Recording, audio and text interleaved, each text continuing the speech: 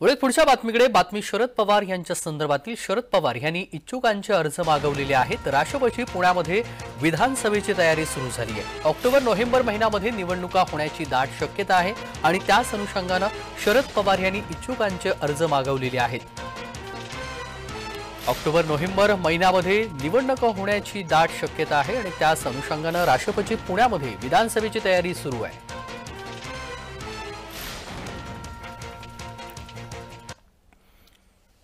आणि या सगळ्या प्रकरणात सविस्तर माहिती जाणून घेऊया। पुण्याहून अजिंक्य धायगुडे आमचे प्रतिनिधी जोडले गेलेले आहेत। अजिंक्य, येणाऱ्या आगामी निवडणुकीच्या अनुषंगाने आता पुण्यामध्ये राष्ट्रपती जोरदार मोर्चे बांधणी सुरू झालेली आहे आणि त्याच संदर्भात शरद पवार यांनी इच्छुकांचे अर्ज मागितलेले आहेत। सविस्तर नक्कीच। खरं तर ज्याप्रमाणे आपण म्हणलात की येत्या नोव्हेंबर महिन्यात किंवा ऑक्टोबर महिन्यात जे आहेत ते आगामी विधानसभेच्या निवडणुका लागू शकतात आणि त्याच पार्श्वभूमीवर राष्ट्रवादी शरदचंद्र पवार पक्षाने जे आहेत ते पुण्यात कंबर कसल्याचं पाहायला मिळतंय आणि आघाडी देखील घेतल्याचं पाहायला मिळतंय। खरं तर शरद पवारांच्या पक्षाकडून पुणे शहरातील 8ही विधानसभा मतदारसंघ आहेत, त्या सर्व मतदारसंघातील इच्छुक उमेदवारांची जी उमेदवारी अर्ज आहेत ते मागवून घेण्यात येणार आहेत।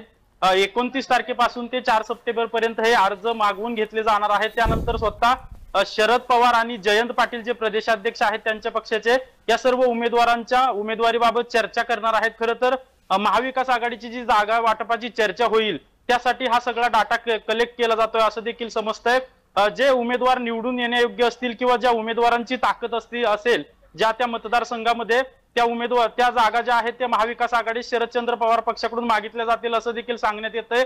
खरं तर ही निवडणुकीपूर्वीची मोठी घडामोड म्हणावी लागेल, कारण की पुणे शहरात एकूण 8 विधानसभेच्या जागा आहेत आणि त्यामुळे येणाऱ्या निवडणुकीच्या अनुषंगाने आता शरद पवार यांनी इच्छुकांचे अर्ज मागितलेले आहेत। धन्यवाद अजिंक्य, आपण दिलेल्या सविस्तर माहितीसाठी। बातमी संदर्भातले अपडेट जाणून घेऊ।